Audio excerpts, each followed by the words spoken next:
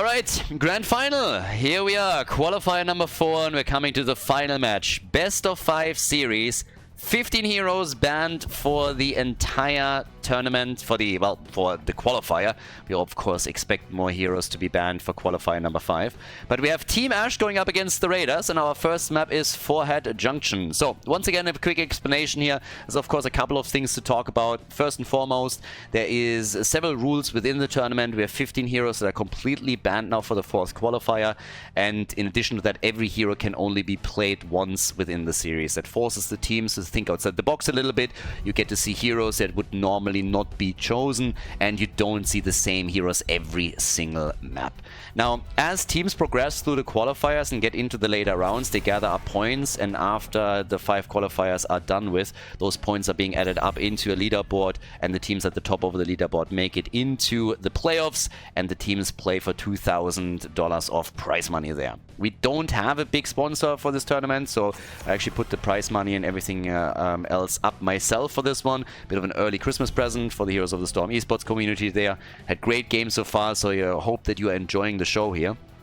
And also a little twist towards the grand final of the qualifiers. We actually determined the starting map just to make it a little bit more interesting. So in the first qualifier we had Haunted Mines as the starting map. In the second it was Blackheart's Bay. The starting map for the third qualifier for the grand final was Hanamura, and now we have Warhead Junction. So with that said and done, I'm already pretty impressed that we have Team Ash making the losers bracket run in the way that they did, because they absolutely crushed it. They really excelled there, and they went through some pretty tough opponents, notably the Saboteurs, who they were able to defeat. That was more than impressive, so yeah, big shout out to them. Very impressive performance, and now they have to of course prove that they can also, you know, take the tournament victory. But the Raiders, they have different plans, I can tell you that much already. They've been in absolutely exceptional teams throughout all of the qualifiers up to this point. It was very impressive, and I want to see what they can actually do now. If they are defeating Team Ash, if Team Ash is starting another comeback, or how this all plays out. Rutsu is not in this game, but we have that early Maiev picked anyways. Swamgrota is the one to lock it in very, very quickly. And I'm a little bit surprised that Maiev made it through that easily, but yeah, I guess good for the Raiders. I'm also having an eye on Sven, because this is a huge map. You could play Vikings again, you could also play with Samuro here. So this is not a map that you see a lot.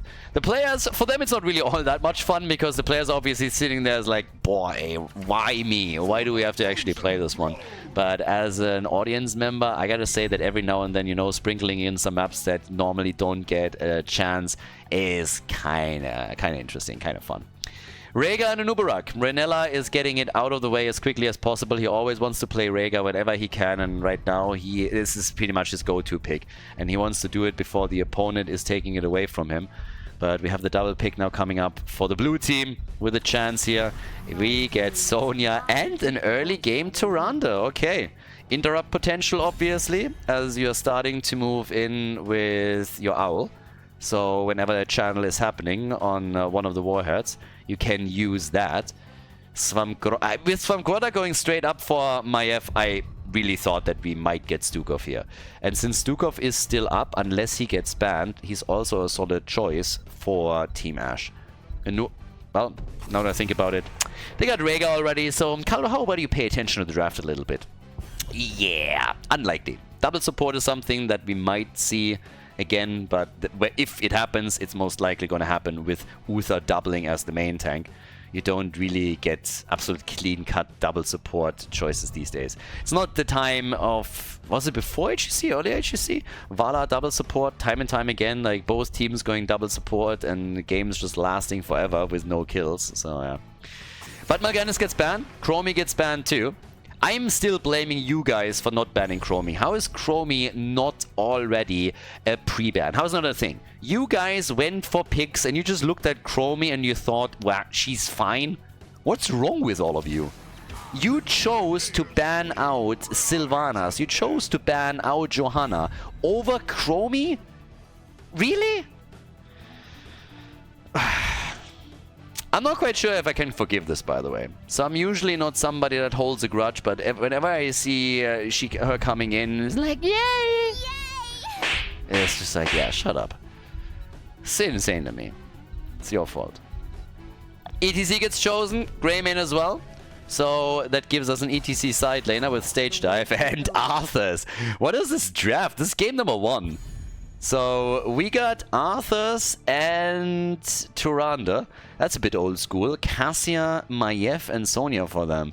I mean, to start things off here, the Raiders are already going pretty deep into the tank box. Not a hero that I saw coming in game number 1. But alright, fair enough. With that, we now have the final pick coming in. Morenas, another side laner. The triple front line that they've been playing all tournament is apparently going to be played again. And no!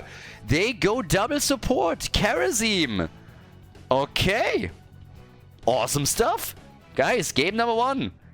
Teams are going ham already. I'm all here for it. I love it. Grand final, the best of 5 starts off between Team Ash and the Raiders. Raiders against Team Ash. The grand final has started. And we have on the left side Sven on Sonya. For the Raiders, we get Svamgrotta on Maiev. Johan is playing Arthur's. Now that in and of itself is already surprising. I really didn't think that they would play Arthur's on the first map. I've been talking about how Arthur's is going to be picked a bit more, but that he would make an appearance on the first map of the series. That is a bit wild. We get Nano and Cassia. And Hunter Orc on Tyrande. So when you go Howling Blast and then with Tyrande follow-up, you can really do a lot of damage here, of course.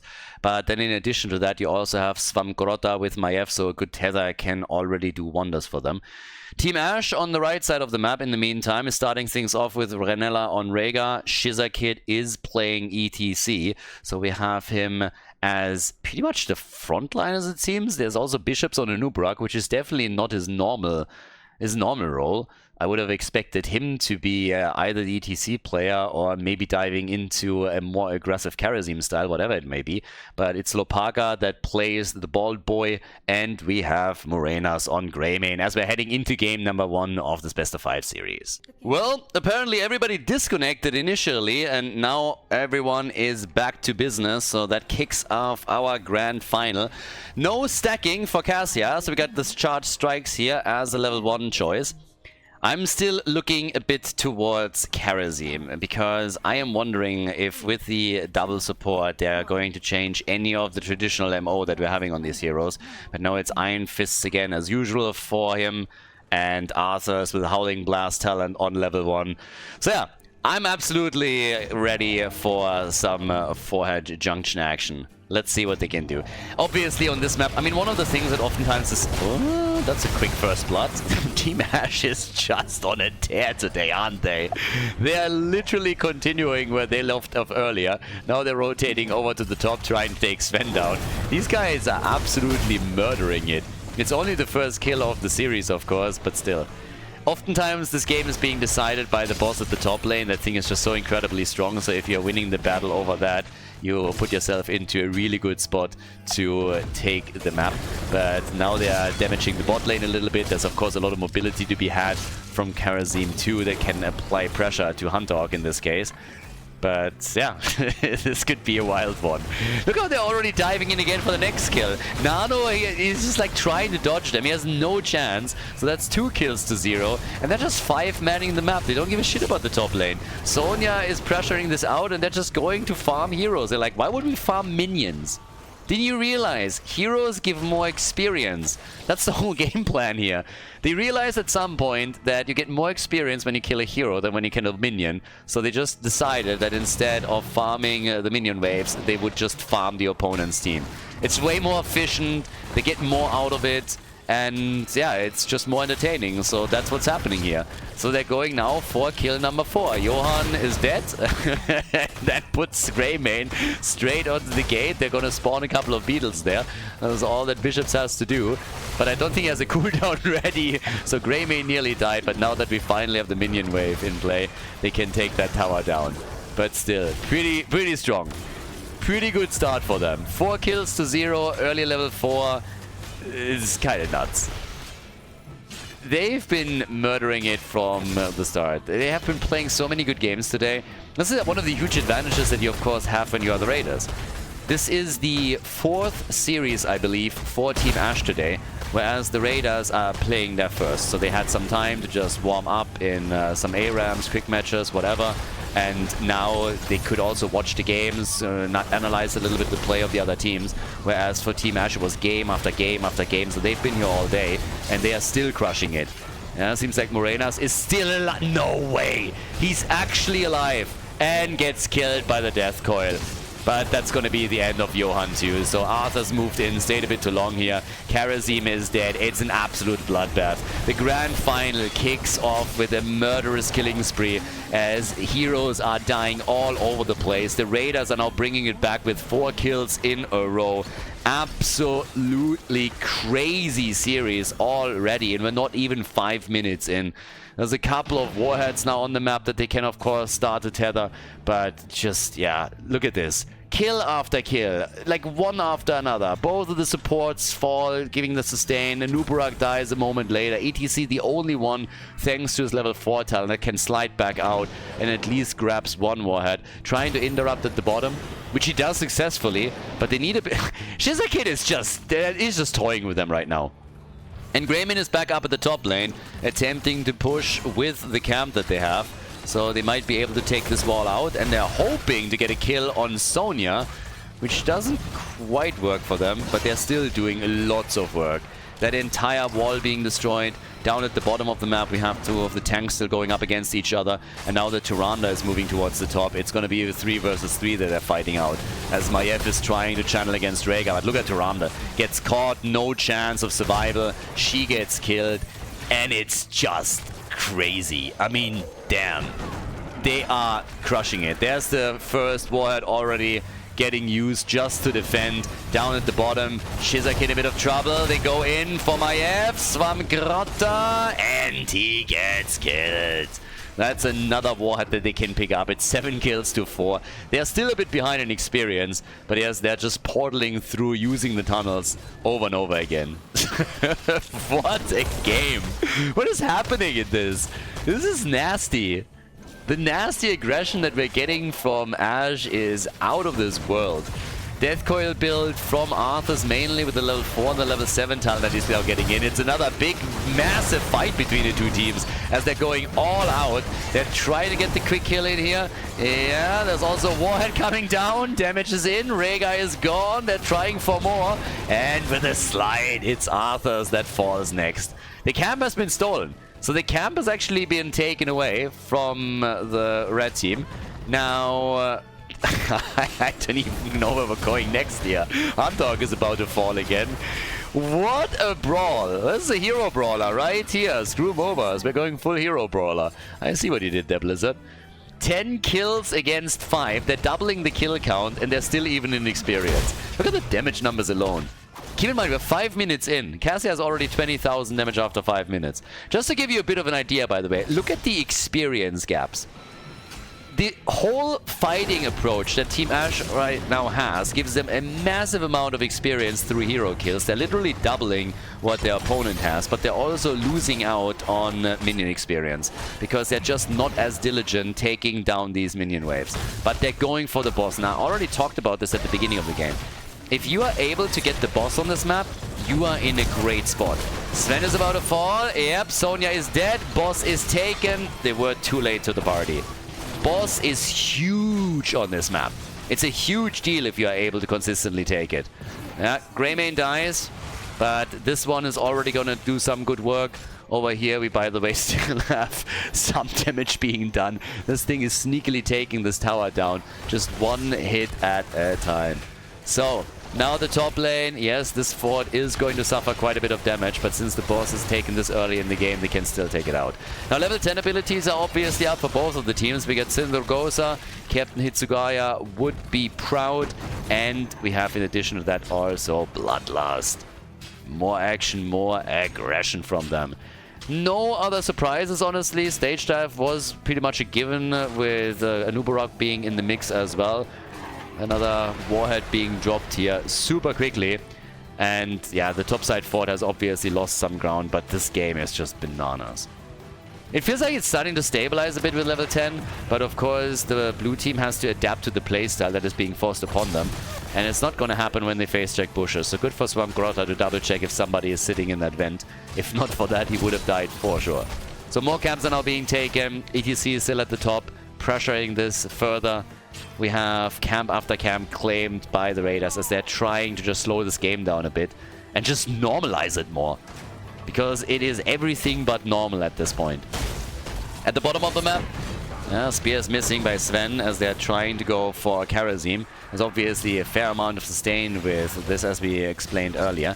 And if you get, honestly, I mean, if your goal is really to just go for the boss consistently, getting Bloodlust is nice. Because one of the things you can usually do against Bloodlust is just disengage.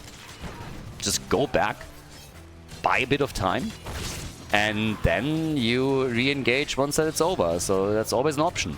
Not so much here, though. So that's a big problem for them. But yeah, either way, the pressure at the bottom of the map as they're now trying to take a fort down. And here comes Cindergoza. And they're coming in for a kill. Greymane is the first one to fall. ETC says hello, but they are now in trouble and they know it too. Rhaegar is dead, Karazim is dead. What a beautiful attack by the Raiders. They get the fort, they get 4 kills together with it, and yep, that was awesome for them. That was really, really strong. They're trying to pressure now for the keep itself. At the top, they lose a fort to the minion wave, so at least in structures they're trading evenly, but that was incredibly well done. 11 kills to 11, and they're already starting to damage the keep, and they might even be able to get it. I mean, Greymane is back, and Nubarak is also on the way. ETC is still at the top, but they're going for it. ETC does not have stage dive yet, so as long as he shows, they know that something's missing here. But they're not getting it, are they? Ooh, yeah, okay.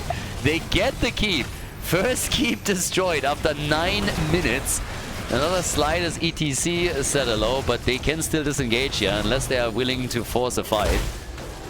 An entire level ahead right now, and Tirana gets attacked again. They're turning it on Anubarak, and Anub got wrecked. Anub is down, and they're getting Greymane, they're getting Rhaegar. The doggies are all gone. I just don't think they can go core here, can they? If they had a couple of Warheads, maybe. So yeah, they will have to fall back for sure. But it helps them with their leading experience. They're now nearly 2 levels ahead. And that's just glorious.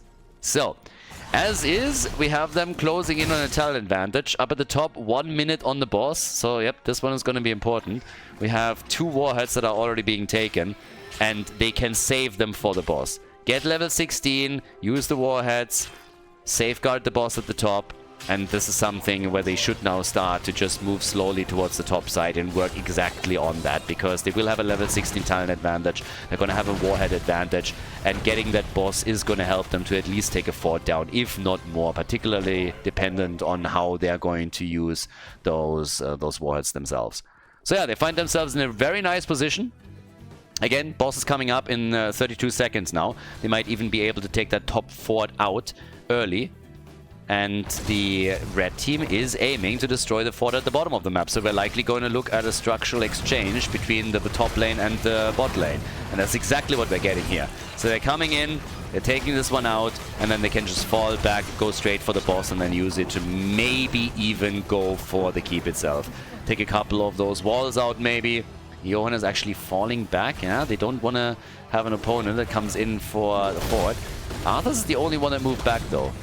Is the only one right now, and they are starting to go for boss, as already predicted. In the meantime, there's still this pushing for the wall. Down here, yeah, Arthas is slowing them down slightly. It's his entire job. Just slow them down a little bit. Use Cindergoza even to slow them down further. And now that the boss is taken, they can still hearth back. And that's the first thing that they're doing here. The red team is already slowly starting to retreat because they know fully well that they have to have more heroes at the top lane if they want to defend this. So, yep, that's exactly where they're headed. 2 Warheads in the hands of the blue team as they are now trying to maybe even flank in. Are they gonna hit that? Yeah, they were trying. There's no hearth happening there. bit of a look at what's going on, but they can now go maybe into the middle, try and take that fort out. Up at the top, of course, the boss still fairly... Again, it's the second one. It's still weak in comparison, but it already does a decent amount of damage, as you can see here, with all of the acid that it's spreading. The wall is getting destroyed. Maybe the keep itself is taking some damage. And while Karazim is defending, they're moving into the middle. So, yeah, there we go. Rhaegar with Bloodlust, but the first Warhead is already getting dropped on them. They still have another one that they could unleash. And that top keep is eating more damage. ETC jumps in, slides, wants to go for the kill here. Sonya is gone. Warhead number 2 connected too. And they are slowly starting to disengage here. 14 kills to 12. And serious damage on that top keep. That thing is low. Indeed it is. Damage output in the meantime. Yeah, we got right now 46,000 for Cassia, 31,000 for Greymane. Imposing Present has been picked. Better late than ever. So, yeah.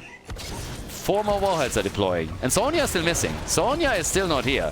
They are hoping for counter kills. Oh, sorry, for follow-ups. And they're trying to go for Arthur's. He has no army. He gets some heals from Tyrande. And, yep, they can keep him alive. So Johan is still in play. And up at the top, there is now another big push coming with the minion wave. So they need to send somebody here. This keep is going to take more damage. And then all they need is get a Warhead over. And they're going to be able to take it down. ETC is the one to move in for it. But some damage will already be done. Yep, it's not going to be a lot. ETC is dealing with it. But it's still more or less hit points than it was before. And of course, he's missing right now. He has stage dive and can jump into the fight. 2 Warheads went over to the red team. But now they're moving possibly down to the bottom of the map to grab the last one there. A couple of Howling Blasts are being sent out just to sniff out where exactly their position. And, oh, talking about positioning, Bishops. Okay, he gets away here. They're stealing this camp, though. Any rotation that could be set up by them would be too late. So, yeah. Boss at the top, 2 minutes. 2 minutes and we're going to have it up again. And this one would hurt then. Next boss is going to be stronger and will be heavily fought over. By that time, we should have level 20 for the Raiders. That talent advantage is something that should be impossible for Team Ash to avoid. That's one of the bigger issues here. But now, of course, as we are having catapults amass on those lanes, it also means that ETC will have his hands full, or his hoofs full, trying to just deal with catapult pressure on lanes since, yeah, we're now 15 minutes in, so catapults are going to start hurting the core. Another camp is about to be taken. They're trying to go for Greymane, and boy, did they get lucky that they did not get caught there. That Howling Blast connects with Greymane, and he's dead. I mean, Rhaegar doesn't have a cleanse on level 7 right now, so that would have been for sure the end of Greymane, and at a very unfortunate time. Karazim doesn't really have to worry that much. He has a bit more mobility, so he's going to be fine here. But yes, ETC still pinned down at the bot lane because of all of the camps that are being taken.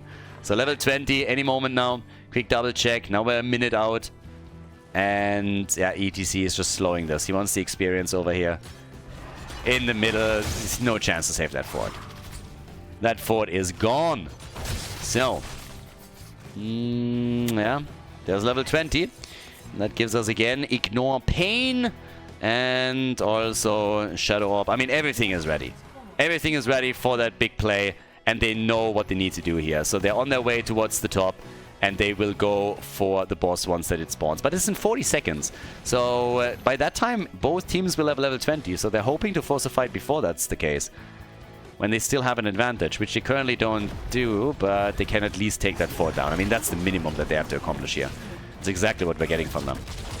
So yeah, as is, the stars align for Team Ash. They're going to be able to force 20 versus 25. ETC with a stage drive update. Okay, has not jumped in yet, is now coming through. Tries to maybe go for Tyrande. The stun is here immediately. Rhaegar already with his own ult has popped Bloodlust, and they're chasing them away as quickly as they can. Push at the top lane for the second keep, and this one might fall. That camp is going to do damage, and quite a bit of it. And Uberag is now coming in from the top again. Blue team survived through all of this. Every ult got used in the last fight. Everybody turned pirate. And now it's boss time. 1 Warhead for each team. ETC needs to deal with this, and I got bad news for them, because out at the bottom of the map there's 2 catapults and they're moving in for the core. And all that the blue team has to do is get this boss. And the red team knows it as well. So everybody is still dancing around, trying to see if they can get an isolated kill. That's a pretty big disc. That silence could win them the game. And yep, it is Karazim that falls. Karazim is gone. 5 versus 4.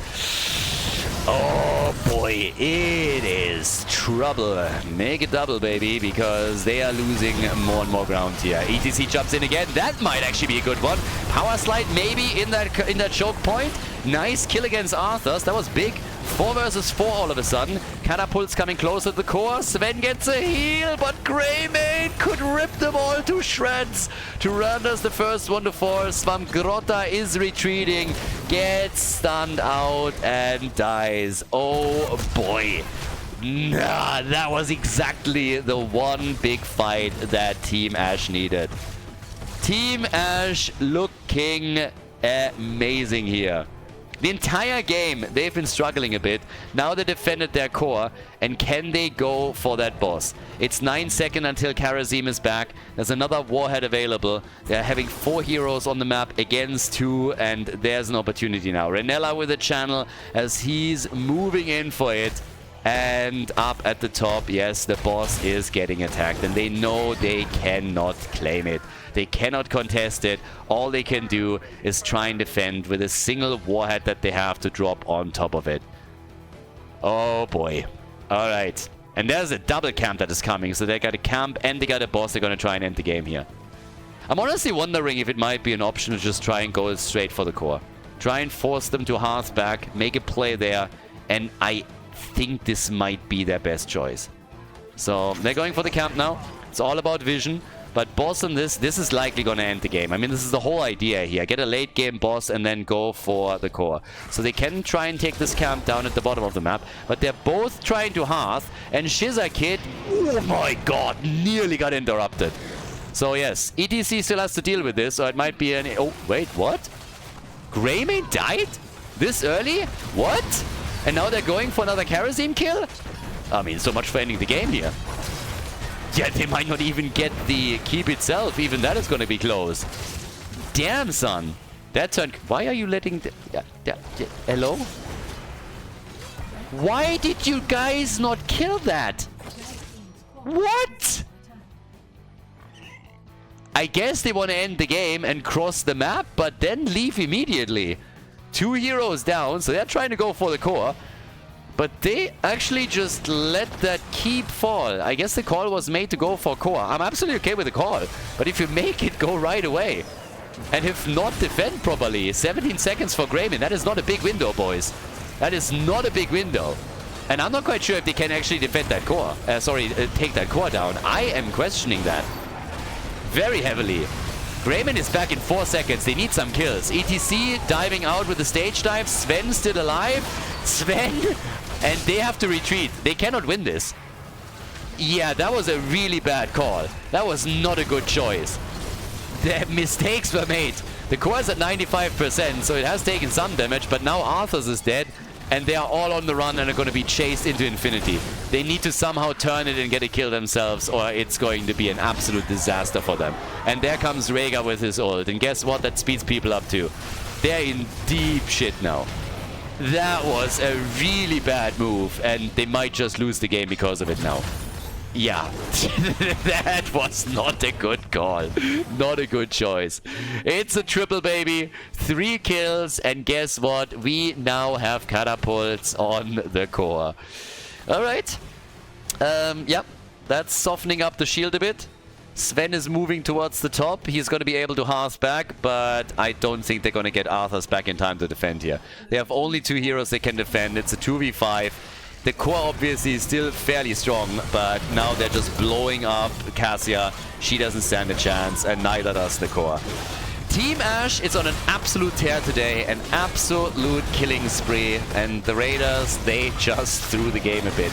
36 kills in total, and the best of 5 starts with a victory for the red team. GG. Before we head into game number 2, make sure that you subscribe to the channel if you haven't done it yet, so you don't miss out on any future content here on Khaldor TV. Game number 2, Dragonshire. Now this draft is going to be a little bit faster, at least initially, and the reason is simple. Halfway through, Team Ash made a bit of a mistake and accidentally picked Cassia when they meant to pick Kerrigan. So since Cassia was already played in the first game, the draft is now going to be restarted, and of course up to the point where the mistake was made, they have to do the same bans and picks. Now generally speaking, Team Ash is already surprising me. They had so many good games today, they've been playing nearly the entire day, and it is just a pleasure to watch them show their aggressive playstyle and being able to also win the first map of this grand final. Now, to be fair, again, the Raiders kind of screwed it up too. The Raiders making this late decision to go in and try end at the core, then overstepping, losing the first hero, being chased down, was obviously a big part of why eventually Team Ash was able to lock in the W. But a lot of those mistakes were also forced by them, and their aggressive playstyle is really paying dividends for them. Can they win the entire series and win the tournament, win the 4th qualifier? That's obviously a bit of a question mark, but they're gonna give it their best, and we're gonna see a lot of aggressive plays from them and trying to lock in these CC chains once more. So with Dragonshire being our first map, we have Chromie, she's getting picked, and now I believe it was Muradin and Rexa for Team Ash, so already a lot of stuns. Again, they misclicked Cassia, wanted Kerrigan, and so we're getting even more stun combos. It's an entire CC train that they're trying to run over the Raiders. Whereas Sven gets his Samuro. That's a hero that he's been playing a lot. And honestly, I really like watching Samuro. It's nice to... It's a lot of fun. Really good watching him. There are different playstyles that he can use. And somehow just don't tire of seeing Samuro games, at least not just yet. The ban on Garrosh makes a whole lot of sense because Johan is really good on Garrosh. It's one of his go-to tanks.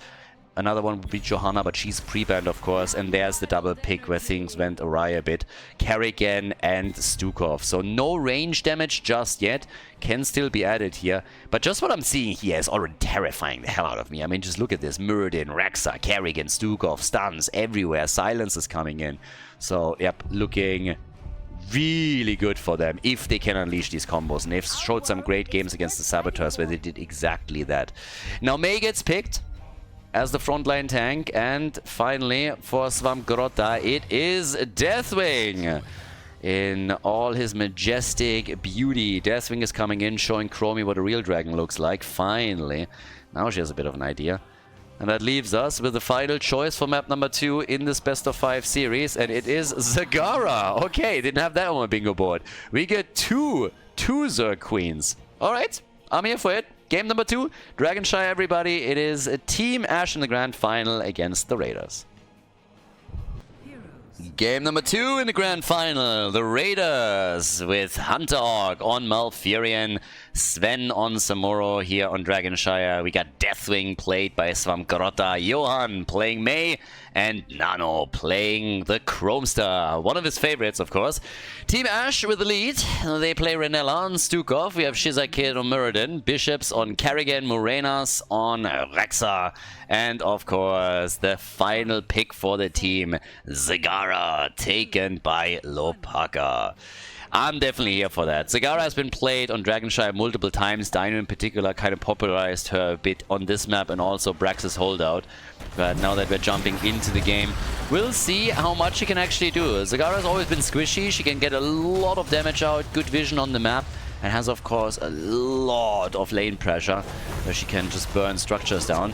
But can they get their kills? Well, at least for now they can, or at least it seems like they can.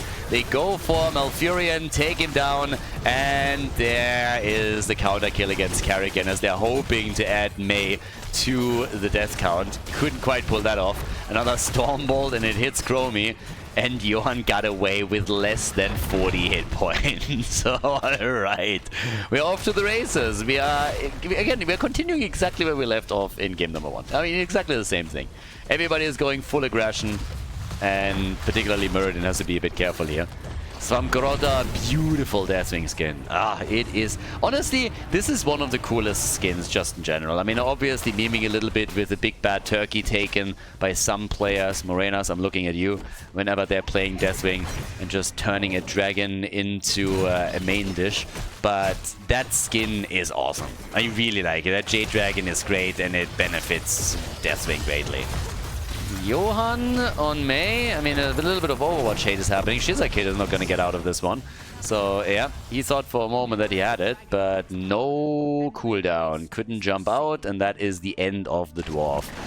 So, second kill for the Raiders. Raiders obviously not very happy with what happened on Warhead. They played well initially, and then towards the end they just struggled to bring it to a conclusion. They got a little bit too greedy, overstaying at the opponent's core, and I guess underestimating also the core mechanics slightly. Turned against them, and yeah, so now they have to make sure that they're winning here on Dragonshire, because if they don't, then it's a 2-0 lead. And every single time that you are ahead 2-0, it's, I mean, reverse sweeps are possible, and we've seen them. But they are also rare. They are insanely difficult to pull off, particularly, you know, if it's the last series of a long day now. But we have 2 kills to 1. Slight advantage for the blue team. Up at the top, he's trying to retake as best as he can, but Misha is already there. That's the beauty of having Rexa in your game. You can control the experience on the lane and push for the structures, and at the same time claim the objective and take control of it.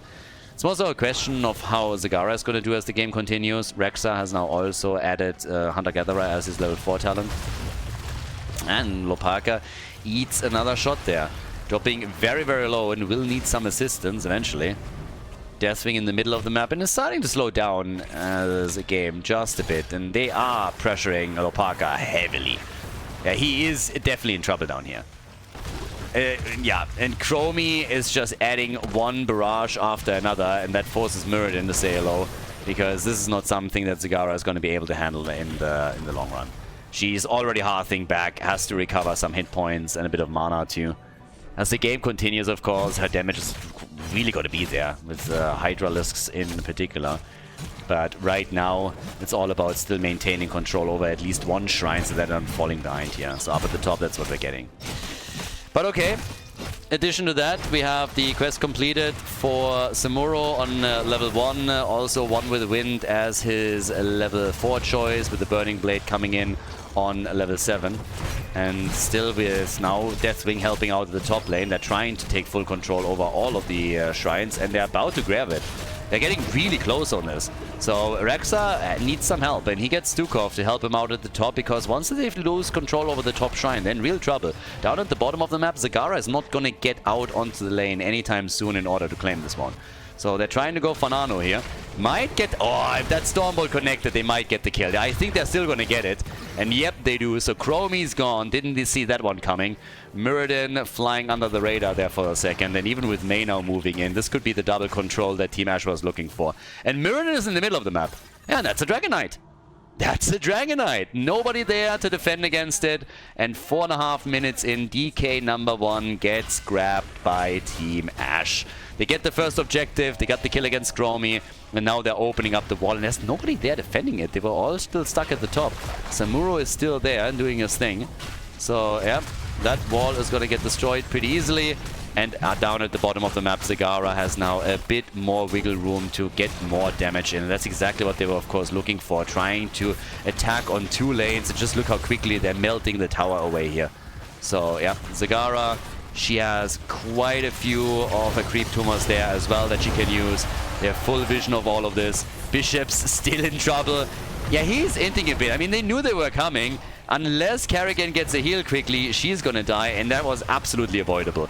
But since everybody moved now down to the bottom of the map, there's even another one. I mean, even Stukov dying, so that was a bit too much. They should have seen that coming, but it still allows for the Dragon Knight to get more and more damage in the middle of the map. And they're not even caring about it. They don't care at all. Instead, they're trying to get damage down at the bottom of the map in order to counterplay that. Both teams with level 10, so could go for the Maw, gets the Maw, great Maw. But there's nobody to kill them, so they can get some... Well, actually, with a Stormbolt, they might just be able to get a kill here on Malfurion. No, not quite. With a few more heroes down there, with, for example, Kerrigan saying hello a little bit earlier, they might have been able to pull that one off. Hunter is still low, and he falls, so Malfurion is dead, and Deathwing is not looking too good either. Deathwing is also in trouble. They want him, couldn't quite get him. Zagara is now being killed, and Samuro was able to swap out. So they got the counter kill, but Samuro, yeah. Close call, my friend, but he pulled it off. So good job by Sven, able to get the kill. Now they're going for Muradin too. May get stiffed arm a little bit, and I guess Muradin should have his cooldown back in a moment so he can jump out, and I guess I'm wrong. Yeah, he didn't get it back. So, 6 kills to 4. Yeah, it's a bit of a wild game. It's a really wild game.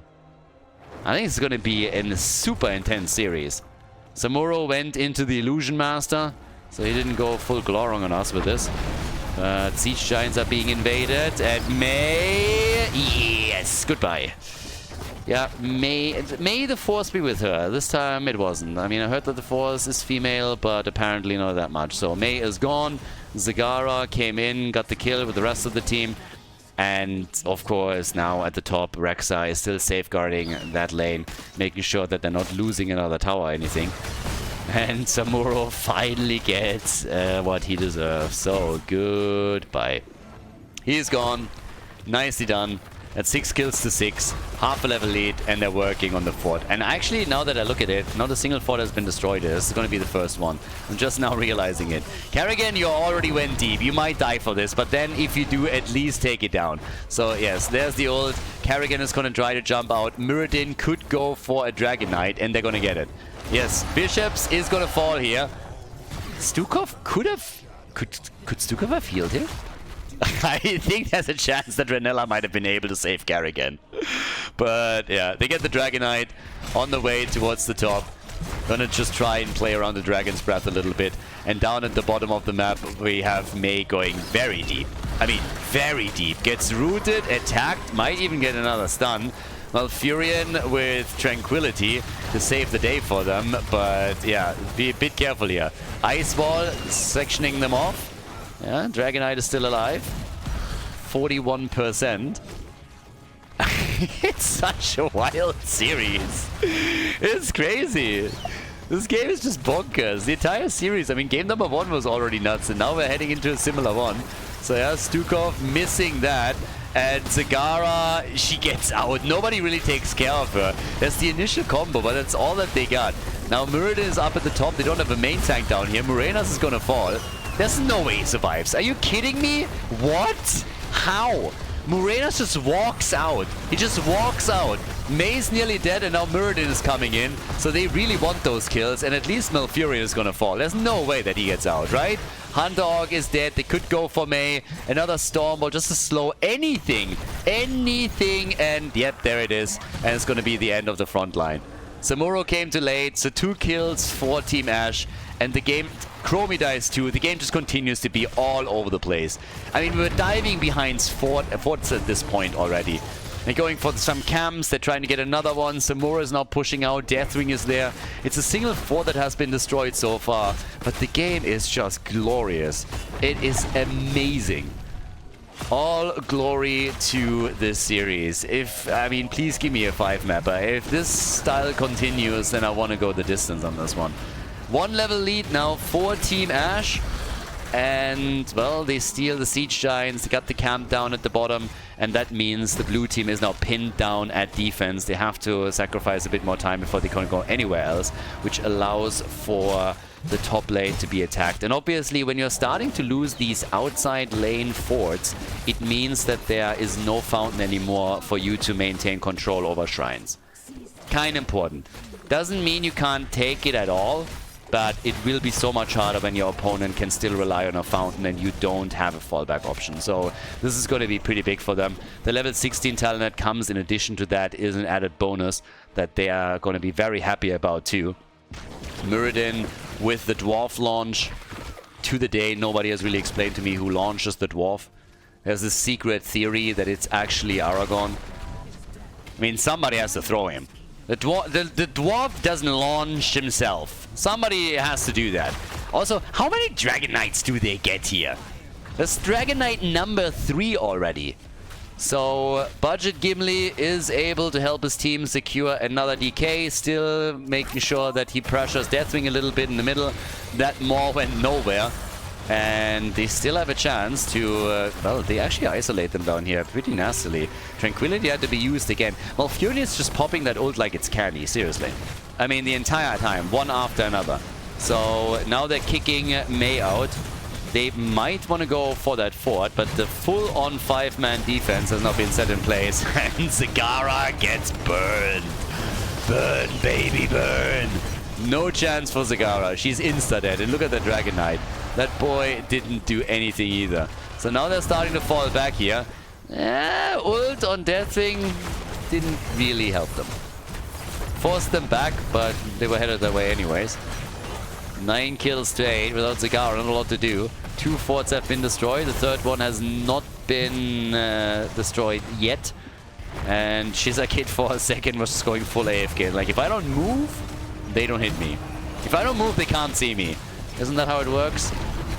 And now he gets actually stunned, but he is still going to be fine. Don't fuck... Oh boy, oh boy. Really? Samuro gets murdered. Good job by Bishops. Bishops is putting his name out there for more Kerrigan plays. Really nicely done. But they're losing Mirrodin too. Mirrodin is gone. Zagara is back. Chromie is gone. It is such a bloodbath. 20 kills already.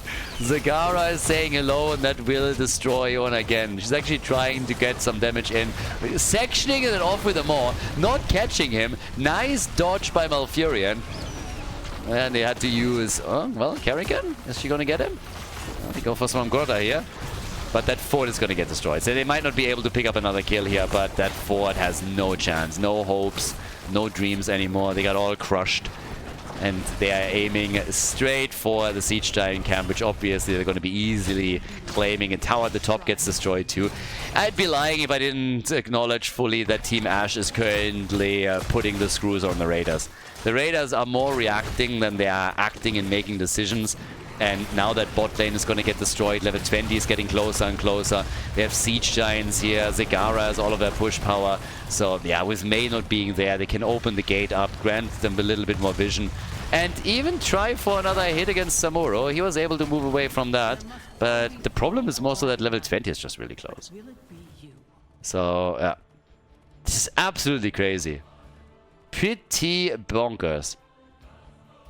Can they get another Dragon Knight here with level 20? I mean, they should be able to, honestly. Also, let's have a look at the damage. Zagara is at 42,000 damage. 42,000 puts her nearly into the top number.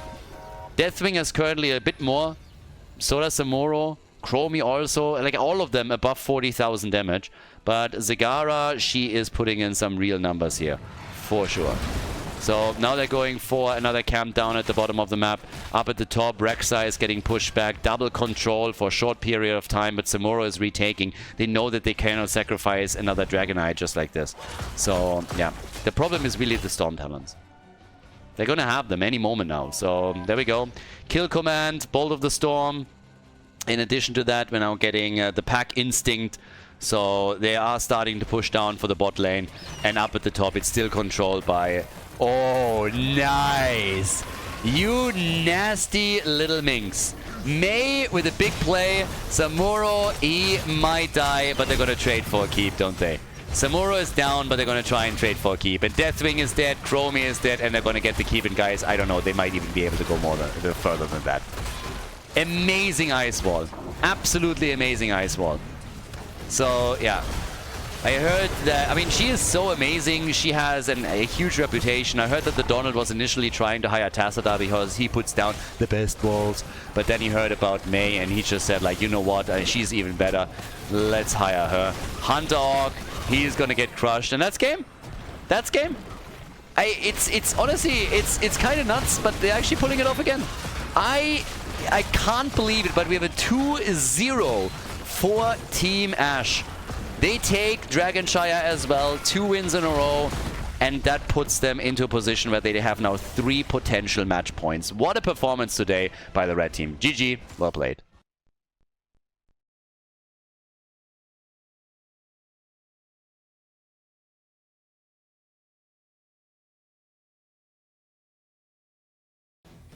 Game number 3, match point number 1 in the grand final. We're going to Garden of Terror. 35 heroes are now banned. And yeah, Team Ashe is crushing it today. I am shocked. Fully amazed. I didn't think they would make it into the grand final. And once that they made it into the grand final, I thought like, alright, they're gonna take a map, maybe they're gonna take 2, but the Raiders, they are gonna reign supreme here. And now instead we have a 2-0 lead. So the usual aggression that we have from the Russian-Ukrainian team is just something. Garden of Terror as our 3rd map, and it's already match point number 1. Now, we have Global still up. They have been banned previously. And they could ban them out, of course, again, unless one of the teams is willing to let something slide through here. But yeah, it's insane. Like, the games that we've seen, the aggression, and just from start to finish, it's just fight after fight after fight. Very impressive. Now we're looking at Vikings being banned out once more. And obviously the Raiders have first pick, first ban, so if there's something that you really want to deny to your opponent, you have to think about it now. With Falstead being banned, that's 1 global already out, and I think the Haka could now be a very good ban for Team Ash, because if not, then very likely, well, Uther gets banned, alright. So the Haka is a first pick.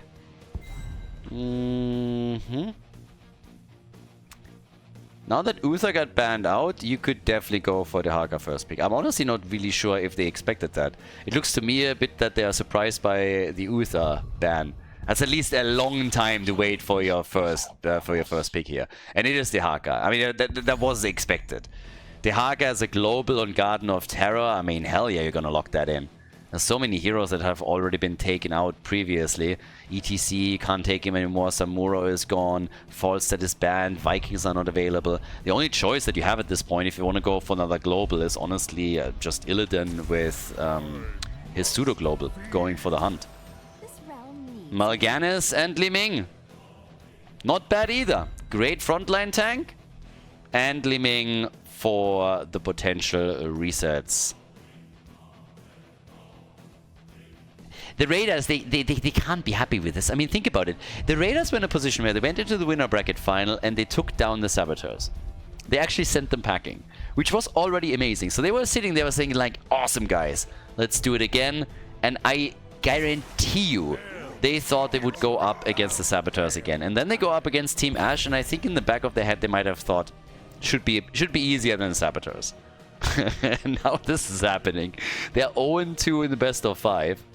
They lock in Tychus and they lock in Garrosh. This time early, because if not, Garrosh would have been banned again.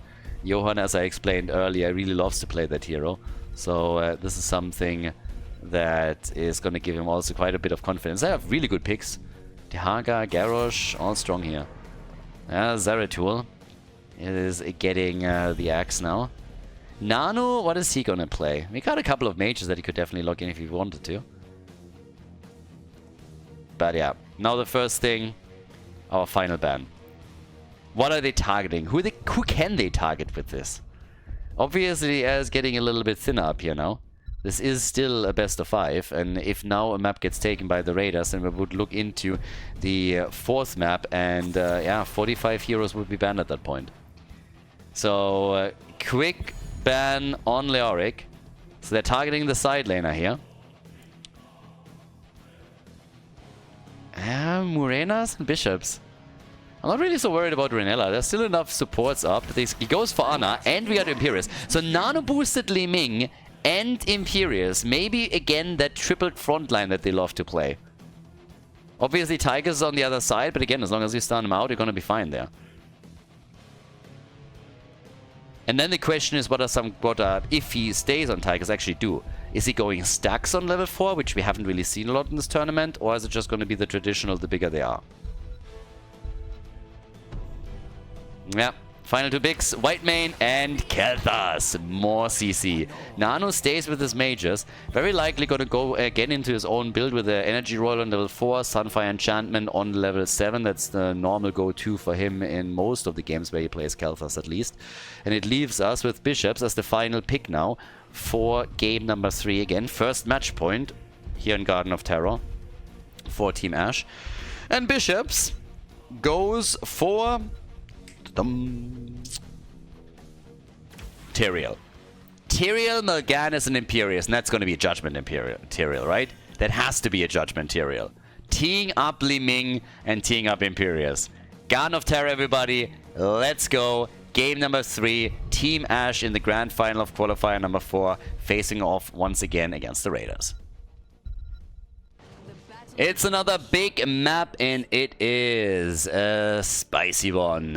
I already predicted we're having a lot of fights and kills in our near future. That has been the theme the entire day for Team Ash, and of course also in this grand final. Hunter Orc on Whitemane for the blue team, Sven on Dehaka, Johan on Garrosh, Svamgrotta on Tychus, and Nano on Kel'Thas. The blue team has to win 3 in a row to take victory in this grand final. If they lose here, they take second place in the tournament. Still respectable, but of course they want more. Renella's playing Ana, Shizakit, Mal'Ganis, Bishops on Imperius. We have Morenas on Tyrael going into the Ardent Restoration, and Li Ming played by Lopaka. Now, as already called, Tyrael will go for a way more aggressive style than we normally see from him as a main tank. The main tank in this is still Mal'Ganis, and Morenas is already highlighting this as he picked his Ardent Restoration. So we're going to get damage Tyrael, very likely also with level 10 Judgment. And they're going to try and tee up Li Ming for success and some nice kills here. But there's a lot of comfort picks for the Raiders. And Shizakit is experiencing that already with Mal'Ganis. I mean, particularly when we're talking about Johan and Garrosh. That is a big deal here. They love these very frontline heavy compositions. Team Ash has been playing this time and time again now. And up at the top we now have Dehaka going up against Imperius. Already got time to feed in here. Contact healing is ready. And down at the bottom of the map, they're still playing this out a bit too. Trying to go for Johan. They will likely not be able to kill it now. Well, actually, they got very close. They got a lot closer than I thought. And they're doing exactly the same thing they've been doing all day. They're again going for aggression. 1 minute mark is in. What do? Do they go for their own camp? Nah, of course not. They are immediately walking over towards the left side, thinking like, ooh, juicy, juicy siege giants. Should we try and go for that? And they were thinking it. They fall back eventually, but yeah. That's a bit annoying from their perspective, because they couldn't make the commitment. Didn't go for their own siege giants either, which means that now only one team has siege giants moving through. But that would have been an opportunity to try and get this done. Now, all the way up at the top, Sven is still pushing this out. And we have the level 4 abilities, Energy Royal as already predicted. Again, Sunfire Enchantment is usually what Nano goes for when he plays that hero. We get the bigger they are. And for Tyrael, yep, it's Divine Vigor. So damage build for Tyrael, popularized by Nick initially, and it worked extremely well for them. Helped him with his team to get incredible success in aggressive style games that they played. And then it got adopted very quickly by other teams too, and now we're seeing it in this particular instance by Team Ash. So, first seed is already up. And it seems like they're going to be willing to fight for it, at least to an extent. Tyrael is up at the top against Dehaka. But over here, they go for Garrosh, and Johan nearly gets killed. Li Ming actually gets the kill. First blood is in. I was just about to say that with Calamity, she would be able to take him down, but they're not on level 7 yet. But she still unleashed another combo. Got the kill in the reset. That's Garrosh gone. A bit more poke happening. And they are going for the channel, but it will be interrupted by Svamgrotta. But that, of course, is already a nice start into the game for them. Getting first blood here, starting to make their play. Now we have the seed still up, and it gets slightly delayed here. Level 7 is a fantastic talent for Team Ash, simply because Li Ming gets Calamity. That in and of itself is already a huge win. So, yep, nicely done. Up at the top, another globe gets taken. I mean, with the Ardent Restoration, the heal amount increase is pretty awesome. So if he gets all of that self-sustain as the game continues, and we are looking at a dragged out, very long game on Garden of Terror, that would give him a lot. Shizakit down here got a lot of heals from Ana too, but it wasn't enough to sustain him. So each team now with 1 kill. And Intercession is now in for Whitemane, obviously a big pick for her. And here comes Calamity, plus in addition to that, the Holy Fervor. We're getting the Mind-Numbing Agent for a bit of spell power reduction. Alright. So, let's see how much they can do with that. Dehaka's coming in. Mal'Ganis isn't here yet. Nice hit by Li Ming, but it was not enough to take down Tychus. And Svamgrotta is not gonna fall to the Tyrael explosion either. Still being hit there. But yeah, they gotta fall back a bit. There's still 2 kills against 1. They are putting Dehaka to sleep for just a moment. But this 4 versus 5 is something that they eventually have to give up on. Yeah, Li Ming is trying another combo. Lopaga has to be really careful, but the consistent poke is obviously netting them some extra damage.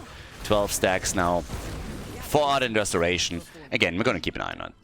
Position on this one, on this seat, is way, way better. So, yeah.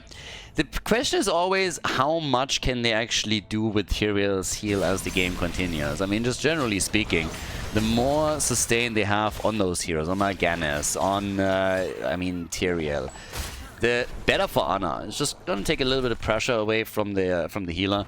10 is of course going to be super interesting too, because then we're going to get the nano boost for Li Ming, and depending on how exactly she's able to enter those fights, if she is able to get a quick kill against one of the backliners, say Khaldor for example, that reset would be huge. Here's the Sunfire Enchant as the level 7 choice, as expected. And with that, some damage done down here at the bottom. It's a seed for a seed. Camps are still up and are being taken. Both of the teams getting as quickly as possible towards level 10, but it's the blue team that is pulling ahead here. They've already a half-level lead, but could be another kill. No, they're not quite getting Johan. That's a lot of damage from Li Ming already, but you can tell that whenever they're engaging into one of these fights, that front line is also still suffering quite a lot. 16,000 damage for Li Ming. She's top damage in the game already as is. Bishop's down at the bottom of the map, has to still defend here. Now everybody is rotating over with the exception of the side laners at the top. The Haka still up against Tyrael here. Nano in trouble. He's not the only one. Whitemane is dead and they're getting a double kill. Whitemane and Khaldor both destroyed, and Johan should not be able to survive through this either. So they get 3 kills.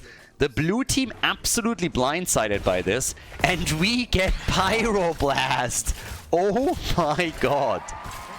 Nano is again going for Pyro. Judgment is of course in, Wrath of the Anguirus, and yeah, they can really start to threaten some of these guys. Judgment is going to be added to this. This is a kill. He's dead. Svamgrota is dead. Didn't even need Judgment. So they are stacking deaths now. 5 kills to 2. And this is looking better and better. But then again, can be always brought back. But of course, this is some serious aggression that we're now seeing from the red team. And they are pulling ahead in experience. And more importantly, they have now 2 seeds. So a third one, if they get the next one, would then spawn the Garden Terrors. The position, on the other hand, of the seed at the top left is definitely favoring the Raiders. So, yeah. I mean, right now, we are still looking at an opportunity. Yeah, Khaldor gets popped like a pimple. No chance for him. They came in immediately and just an insta Judgment kill. Doesn't leave him a chance, like not even close. Now they're coming in with Calamity. They're trying to get the kills here. Yeah, nice survivability from Mal'Ganis in particular, but a good drag against Tyrael, but he is able to jump back out. They might still get the kill against him. Yep, another flip, and that's the end of Tyrael. Alright, so they're getting a counter kill. They're getting a counter kill, a bit of damage done, but Garden Terrors are spawning because Bishops was completely left alone at the top and could go for the seed and therefore the Garden Terrors. So yes, there is a lot of pressure against the blue team now. They have to defend this somehow, and they're going to try their best, but this will lose at least some ground. Now, Tyrael up at the... Kyo is coming back. Yeah, the Haka is actually losing out on some time, but he might even get a kill. Yes, Sven is low and Sven gets killed. Imperius takes the Haka down just as Garrosh arrives to help him out here.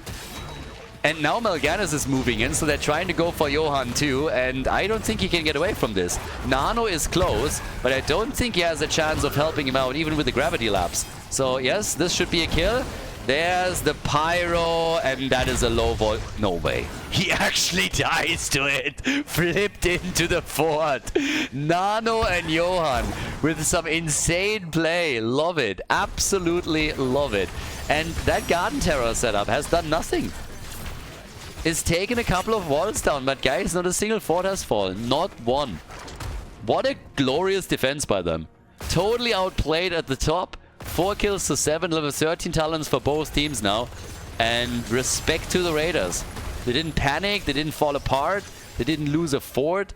Now, all of this isn't over yet, but yeah, that was big. Also, stacking for Tyrael has stopped a little bit. We are sort of justice now on level 13. Garrosh hasn't made a choice yet. Li Ming, of course, has to be careful and went into Illusionist as usual. And they're still splitting on the lane. Still trying to get some extra experience there. So, top side, Bishops is bringing this back. When we're looking at damage, 30,000 for Li Ming, 23,000 for Tychus. Imperius is sitting at 20k. And everyone on the blue team, with the exception of Dehaka, is now getting camps at the bottom of the map. So there's more easy damage against the top side fort by Imperius. Bishop's gonna get attacked here, but it's a bit of a trap. Because right there, we have Tyrael. But now that Johan is coming in, it's a 2 versus 2. So they're trying. Yeah, Whiteman at the bottom of the map gets annihilated in the meantime, but the fight up here at the top is turning against him. What a beautiful flip straight into a Tong. I mean, that one was huge. That was a big play that they just made there. And this combo is working well for them. They did great earlier, and now they do the same thing again. Ana is dead. Pyroblast value, so she gets blown to pieces as they are starting to retreat here. 8 kills to 6 and even experience now. But look at that combo. Take another look at that combo between Dehaka and Garrosh. So Whiteman gets killed first at the bot lane, then the flip straight into the Tong, and they allow them to get a kill on Tyrael. So the 2v2 easily won by the blue team. Now they take another seed. That's seed number 2. The interrupt comes a bit too late by Morenas. But yeah, what a game again. This series is just delivering. It's really delivering. Structural damage way more done by Team Ash. But just not enough to take a fort down. And with 2 seeds to 0, you can see where this is headed. Once that the Raiders are getting their own Garden Terrors, if they can take some structures out and there's no counter pressure, that's a problem. Level 16 is in. That gives us, of course, Mirror Ball, so even more on-point damage that we're now going to get from them. On top of that, the Burning Halo. We got the active reload after the Smelling Salts, and it's all about camps right now. So, yeah. The position at the top for the seed, and they gotta face the music here. Gotta do something about it. Can't just simply let that slide. So all this pressure at the bottom of the map, eventually they will have to retreat towards the top, or at least so I thought, but apparently not really interested in it. They want that bottom fort and will likely get it if Li Ming is getting closer again. Talking Li Ming, yep, she gets caught there for just a second. Nano boost, oi, oi, oi, oi, oi. Whiteman nearly getting insta-killed. But now Lopaka in trouble, gets the heals, still fine. Up at the top, Dehaka maybe trying to grab the seat, but Imperius is close. That was a very tight fight down here though. I mean, they nearly got 2 kills. Dehaka is joining, so it's a 5 versus 4 now. Look at how low Johan is, but they have the numbers advantage, and Shizakid is likely going to fall because of it. Shizakid is down, Mal'Ganis is lost, Imperius is trying to take the seat. I don't know if he has the time. Does he get his abilities back? Yes, he does. He actually is going to be able to grab this one, isn't he? Thrown over and interrupted. These two, they are just a treat to watch. Seriously. Again, the same play that we've seen before, and that's another kill against Imperius. Garden Terrors, this is by far the best game that we've seen from the Raiders in this series. So yes, 8 kills to 8, they get the Garden Terrors, and it is this Garrosh and Dehaka combo that is just making one play after another. Yeah, pretty awesome. Okay, so, as is, we could have had a couple of kills for Li Ming that just barely were missed out on. And they're not coordinating their fights right. They're actually having a bit of a problem with coordination, and I think this is now coming back to bite them. They're running into some serious problems. Because now it's time to take multiple forts down. I do not believe for a second that the Raiders are going to be defended against easily here. First of all, down at the bottom of the map, that fort is toast. Up at the top, I don't see this one surviving either. In the middle, it's already gone. They are falling behind by an entire level. And unless we are seeing some incredible comeback and some big plays, I just do not see how they can come back here. That's a kill. Li Ming gets popped. No chance. Nicely done by Khaldor. And now it's a bit of a snowball. Yeah, that one. Nope. Not doing anything. Actually, he gets the kill. Alright, I'll take everything back. I take everything back. They're getting kill after kill. All the forts are gone, and now they're going for keeps. I don't think that a Pyroblast would result in a kill. Guys, this is a bloodbath. Right now, the Raiders have finally found that rhythm, that momentum that we normally see from them. And they are just snowballing it straight to the core. Straight to the core. This is going to be game. A point on the board for the blue team as they are trying to prep the reverse sweep. They're trying to bring this back. They are attempting to win the 3 in a row to take the tournament victory here. And this was an important step into the right direction. Nicely done. The core goes down. The Raiders with the victory on Garden of Terror in this best of 5. GG. Well played.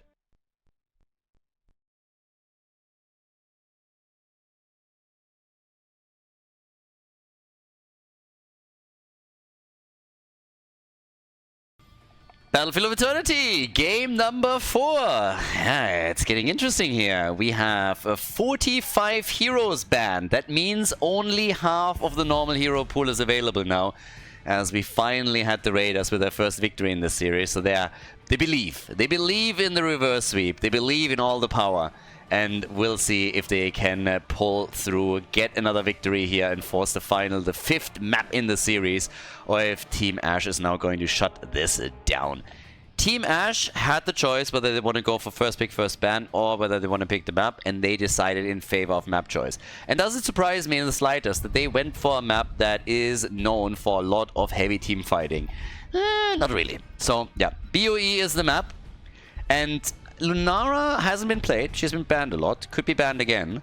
When we're talking immortal damage, what are really the heroes that come to mind now? Jimmy is an option.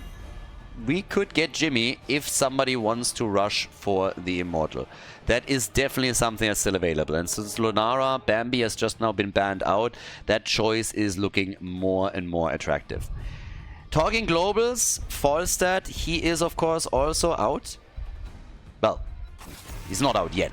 I assume that he's going to be banned. He is still available. He was banned on the last map, so he's technically still up for grabs. When teams are looking for anything that can damage the Immortal, another hero that I could see played, and I've been talking about this before, is really Nazebo. I've been more thinking about qualifier number 5, maybe the playoffs, but given the situation that we're in, Battlefield of Eternity being the 4th map, there is a chance that somebody says, okay, we need to go for a poke from afar, we go for Spider build Nazebo and just try and poke it down slowly. Again, just saying. Don't say it's very likely, but yeah. Chen gets banned.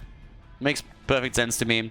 Varian gets banned out too. I mean, everybody is really just now looking towards these front lines and looking to see what they can pull off here. Stitch is obviously always another nice frontline tank that you can go for in a pinch.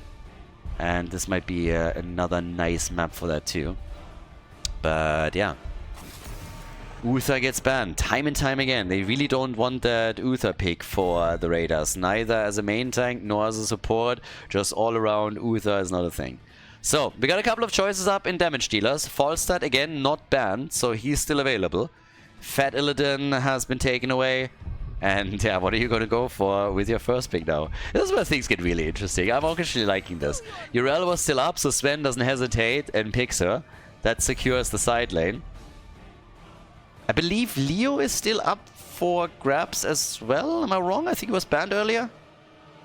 Obviously, we're now pretty deep into the series. So, yeah, games are starting to blend together a bit. Sul'jin Artanis! I am here for it. I am so here for it. Artanis on Battlefield of Eternity. Not a bad choice. With all of the sideliners that are gone, there's not that many good options. And Artanis gives you, therefore, quite a lot of tools that you can use. You have a blind that you can play around with. Playing Artanis now also means that he can't be played against them to stop Sul'jin from stacking or get some of these god swaps. We get Dagad Kane and we get Gul'dan. Not bad picks by any means, but obviously Gul'dan is not really a choice that you normally see on Battlefield of Eternity. But yeah, I like what Team Ash did. Given that we are in game number 4 already, given the fact that they already used so many side laners because they continue to play these triple front lines, Artanis is a very solid option for them now. And we still have Thrall up, so he could be picked too. And they ban out Stitches.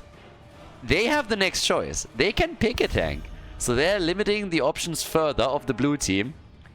And yeah, it's awesome. Oh god, I love this. This is going to be so good. I was actually a bit worried that Team Ash would walk away with a 3-0 victory and that we wouldn't get to see map number 4. But I am very happy to be confirmed wrong here. And now on the 4th map with 10 additional bans, yeah, it's going to be good. I mean, the Sul'jin Artanis start. Morales gets banned. I mean, how many times have you seen Morales banned out? But makes sense. You don't want to have Sul'jin to have that pocket healer. And we had a double support earlier, so that makes this even a bigger deal. Now, Alexstrasza is still up, Lily is still up, so it's not like we're running out of healers anytime soon. Lily has indeed been played already, and there she is again. Looking for adventure, and they go for the double support. Oh yeah. Lily, Oriel, they go full Sul'jin on this one. They really want to go deep on the Sul'jin picks. The interesting part is they did not pick a tank. Meaning that now the Raiders can steal one away. They might not even pick one. Lily main tank. Let's go. They're gonna go Lily main tanky, I'm telling you. And there's Thrall and there's Leo. Yeah, we're still waiting for those two. So Yrel, Thrall and Leoric at the front line. Glory. Glory to those two teams. Battlefield of Eternity, our final pick for map number 4. Guys, it's gonna be awesome. What a series. Let the games begin. We have game number 4, Battlefield of Eternity, Team Ash with another match point. They picked Lily, they picked Oriel, and now as their final pick, Bishops locks in Kira. You gotta be desperate if you lock in Kira. I mean, she is just trash, generally speaking. That girl had no success whatsoever in previous tournaments. There's a shitty win rate. Nobody can make Kira work. Ultralis tried a couple of times. It never was a thing. And now we're seeing her again picked by Team Ash. Battlefield of Eternity, BOE. Let's go. Game number 4. Match point number 2 for Team Ash. The Raiders on the left on Battlefield of Eternity with Sven on Yrel, Nano on Gul'dan, Swamgrotta with Thrall.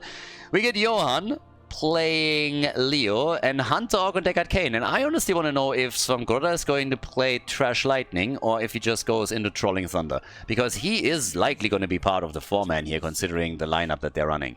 On the right side of the map, Team Ash with Renella on Oriel, Shizakid on Lily. We get Bishops on Kira, Lopaka on Sul'jin, and Morenas is playing Artanis. And let's be honest here. Looking at that lineup, it's a given that a lot of this is going to hinge on Sul'jin. That's just the reality of it. If he stacks, if he doesn't consistently die, he is going to murder the damage later on. And look at this. Trash Lightning it is. They go for Trash Lightning, they go for the stacks on Thrall. He's part of the 4-man. We haven't seen this in a while, but there we have it.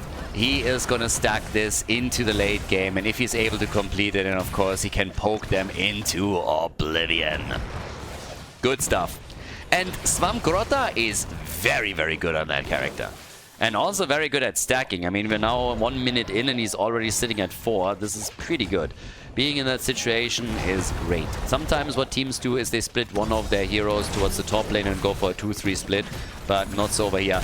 That, on the other hand, was a glorious kill. Damn. A swap into a whip. That was sharp. That was really sharp. Check that one out again. That was so well done. Great swap and then whipped into a corner and Gul'dan is gone. Bye-bye, Nano. First blood for Team Ash. Gul'dan didn't even know what hit him at that moment. Had no chance. I honestly marvel at the amount of stacks that Thrall already has. We're 1 minute and 30 and he's sitting at 8 stacks. Yeah, he's going to complete this quickly. Thrall is likely going to walk away being the top damage dealer for the blue team. I don't think there's a way this isn't happening. If Swamgrotta keeps this up in any way, shape or form, then yeah, very, very likely here.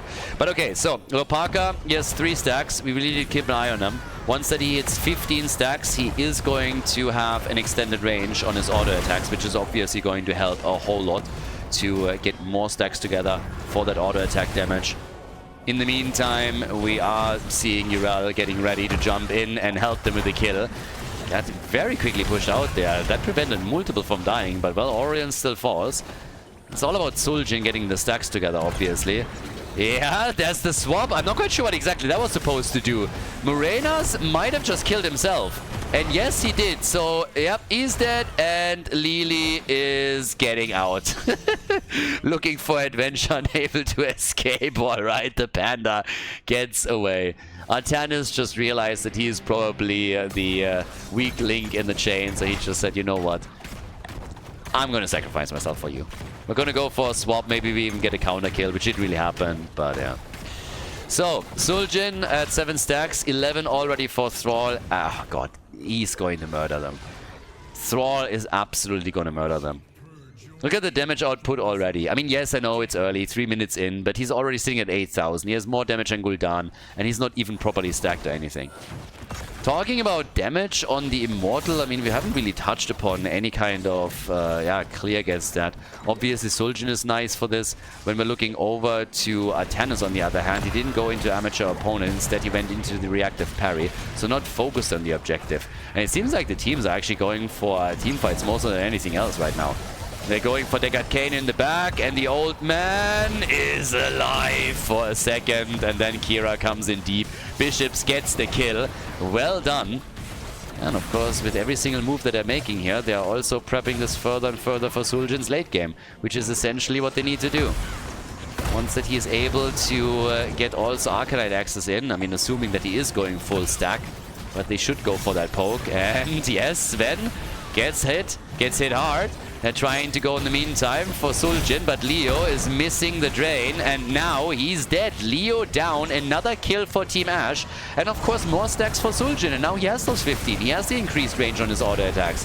That's going to help him a lot. Even with the double support, by the way, they're struggling against Gul'dan. Gul'dan is doing so much work here, and yep, Auriel is gone. Gul'dan is at 18,000 damage. That Felflame build from Nano is insane. It's absolutely insane. 18,000 damage for him. And down here, Artanis, he's going to waste a bit of that time. But obviously, eventually, he is going to fall. He gets the shield out again. Arcanite axes are now in. Artanis finally falls. Suljin is at 13,000 damage himself. And he's going to try and stack all of his talents up. They go for Leo again, who activates his trade for the second time in this game. The problem with Leo is really, Johan is playing main tag Leoric right now. But if he keeps dying, it's a problem if he lets Suljin stack on him. They have 3 melees. So as the game continues, they need to make sure that Suljin is denied some stacks or at least killed. And what we're seeing instead right now is Suljin getting, I don't want to say free reign, but a lot more stacks that they should be comfortable with. I am, on the other hand, really worried that once Samgrota is getting more stacks together and he's already sitting at 18, him in combo with Gul'dan, that the two of them are just going to murder them with poke. They're going to poke them hard, and that is going to be a massive problem. So yeah, once again, Lily with a bit of a pocket heal attempt. They're trying to go for Thrall, and they might get the kill. They do. Thrall is down. Suljin is still stacking. He's stacking everything here, and they're gonna get another kill. Damn, they are farming them right now. Gul'dan gone, Garrosh gone, Leo gone. 7 kills to 4. Now they go for Yrel. Sven is barely able to jump out, but of course this objective now belongs to Team Ash, and that was a big, big step forward. First of all, we have 11 stacks on Arcanite access. We get 27 on the baseline, which means another 3 stacks on his level, on his baseline, and he's going to have the double swing for his 7. And this is very early in the game. So Suljin is now at 21,000 damage and is starting to catch up with both Thrall and with Gul'dan. So, yep, that is pretty big. And they get the early level 10 on top of that too. So they have the objective. They get the stacks here. Another whip into the wall, and Sven is nearly dying. Sven barely made it out, but he again acted as a punt cushion for Suljin, who's now at 24,000 damage, has just now gotten his ult, went of course immediately into the Taz Dingo and can upgrade that later into the Amani Hide. But yeah, this is looking way too good. This is looking fantastic. 24 stacks for Thrall, nothing to frown upon by any means. Both teams on level 10.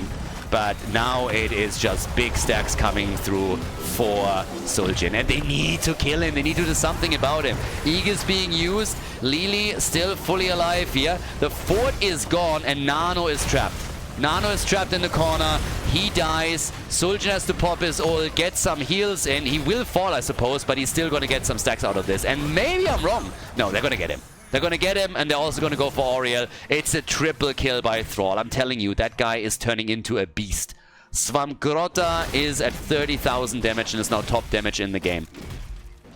This man is crazy with stacks. We're not even 10 minutes in, and he's nearly there. He's nearly completing it. I honestly don't know who I'm more terrified of. Thrall with a completed baseline or completed level 1, or Zul'jin. I guess it depends on how many times they can take the troll out.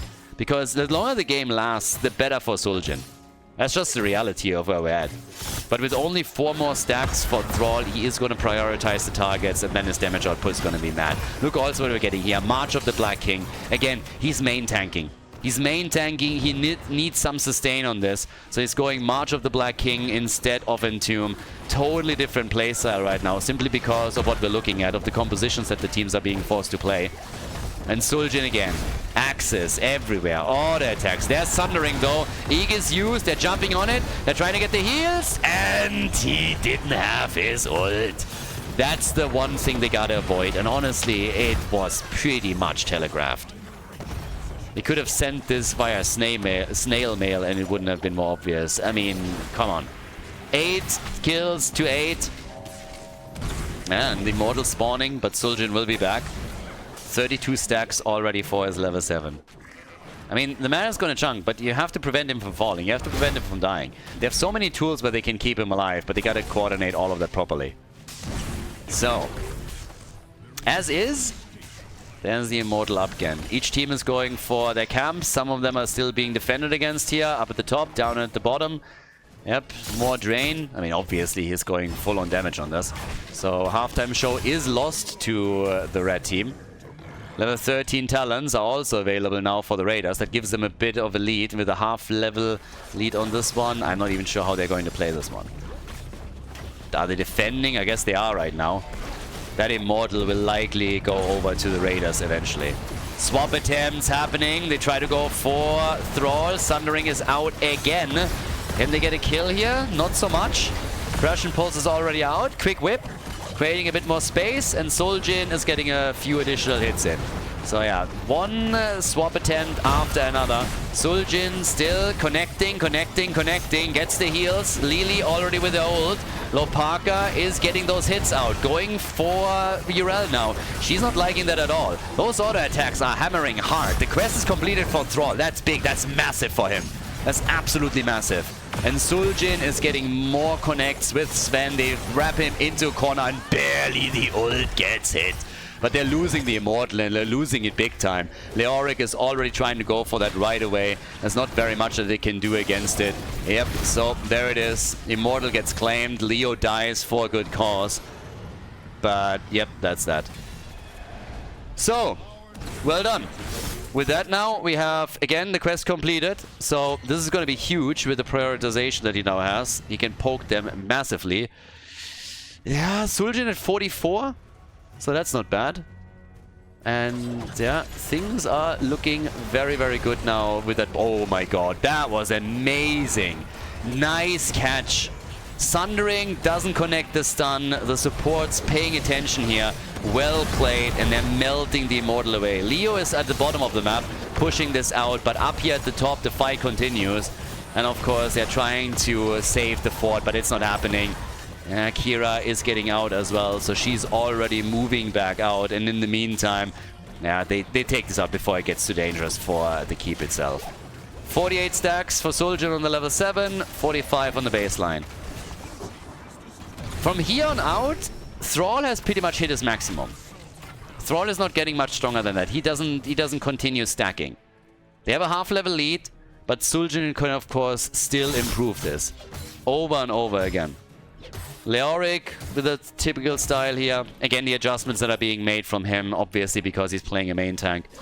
They don't have a real tank in that sense. They're playing triple frontline with Leo, Thrall, and Urel.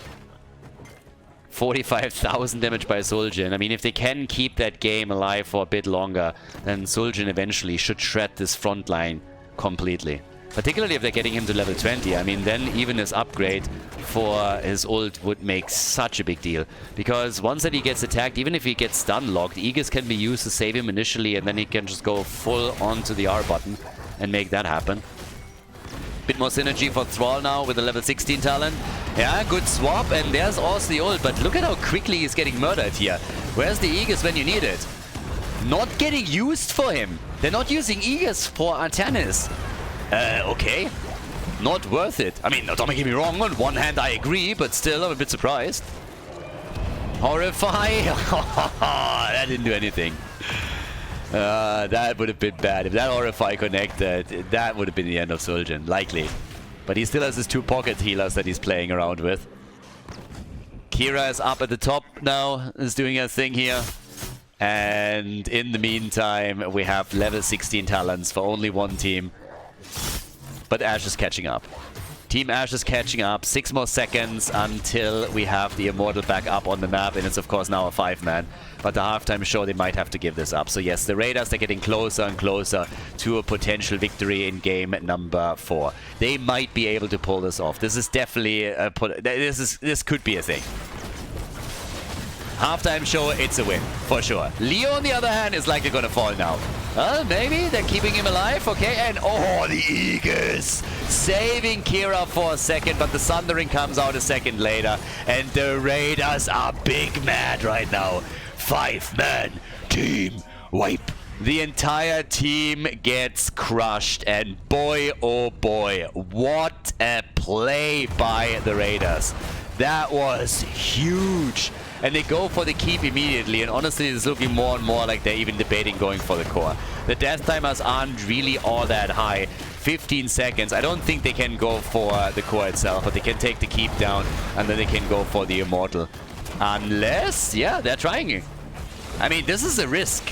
I think it would be a very safe play for them to just fall back in and get the Immortal, but they're going to try and end the game right here. And honestly, it is very likely gonna happen. Bit of a risk, but not a big one. Yeah, suppression pulse. Nah, it's over. It's over. It's a 5-mapper. We're going to the final map of the series as the Raiders lock in the W on BOE.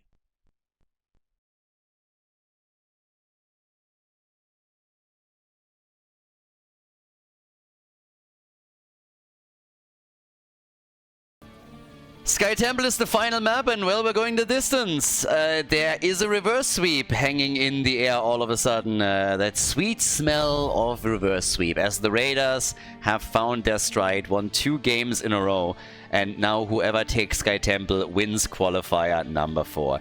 Team Ashe against the Raiders, and now that we're in game number 5, we have 55 heroes banned out. 15 heroes are pre-banned, and 40 heroes have been played and cannot be played again. Of course, that doesn't even account for the 6 bans that we're getting here. So yeah, now it's going to get wild. It is definitely going to get wild. We have still Alexstrasza and Morales around, for example, when we're talking about support. So there's a couple of heroes up. You could go deep into the Cho'Gall box and get him. Vikings are an option. You could see Nova, Murky is up, Ragnaros is available. So there's plenty. And they're banning Uther again. No matter what happens here, they just want to deny Uther to the Raiders. They have been doing this since game number 1. And the ban pattern went pretty well for a long time. But yeah, it's gonna get a bit nasty now. Because this is getting real dangerous. I mean, what kind of combo are you really aiming for here? And also you have to think a bit about what does my opponent still have? What could they play in order to pull this off? And damn, they're going to ban out more supports. Alright, this is gonna get nasty. They are getting rid of healers, which means that you're really looking at potential self-sustain for a lot of your heroes. Alexstrasza getting banned, and at the same time the Raiders having first pick. That's a problem. Yeah, they ban Morales. Guys, it's going to be full chaos. It's going to be an utter disaster. We're going to get full chaos here, the final map, and they ban 3 healers. Which essentially means that we're running out now. So, yeah. That's going to make for an interesting first pick. And honestly, it was in the hand of the Raiders to deny this a bit. It was their choice to dictate what would happen here. If they wouldn't have banned Alexstrasza, I guarantee you there's no way Morales would have been banned. So now we get Lunara in a no healer game. And yeah, it's going to be insane. You can still go for a few shields. Medivh is up. Zarya is up. Both of them are still available, and they start with Chen and Zeratul. It's going to be an absolute slaughter. It's going to be crazy. And it's all the fault of the Raiders. If the Raiders would have been sitting there saying like, alright, we don't ban a healer, we don't ban Alexstrasza, we don't ban Morales, then we would have had a support for each team. But the way that they're playing it now, they're like, nah, we want all the chaos in the world. Let's go.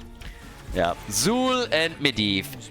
I am honestly surprised that Team Ash didn't pick Medivh up. I really don't understand why, because it was, in my eyes, a given that Medivh would be played. And now they have Zul, who has a lot of self-sustain too. I love Chen as a pick, I really do. But I like a lot what we're now getting from the Raiders. That start into the draft is... that is strong. What do you even ban here? Yeah, they ban the Vikings. They still don't want to deal with the Vikings, and I don't really blame them. Don't add that on top of everything else. Yeah, a bit of portal control would be nice for them, but what can they do here? What do you ban against those boys too?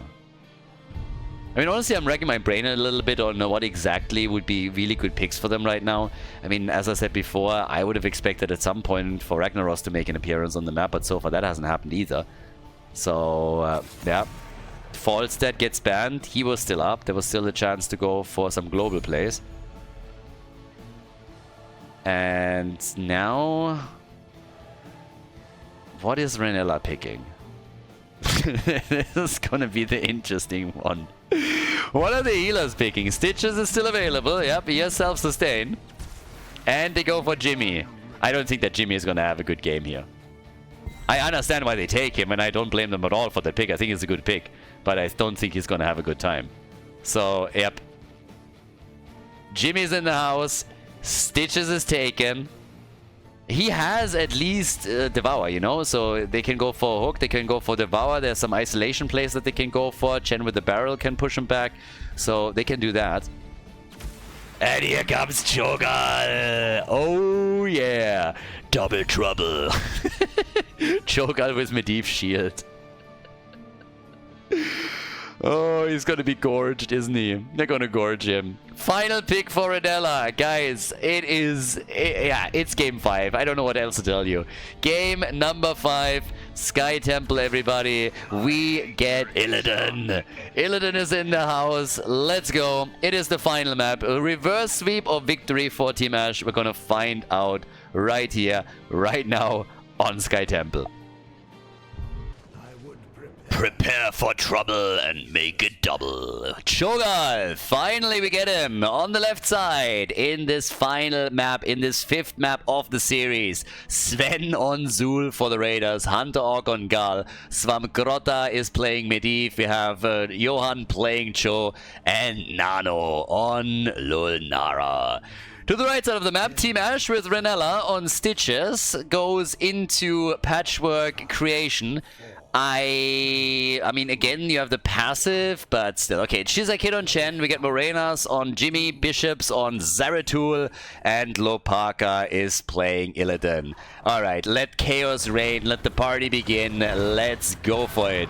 Let's see what Illidan is going to do as his level 1 choice. Yep, he goes full on stacking, and we have a no healer game between the two teams here, and it is going to be awesome.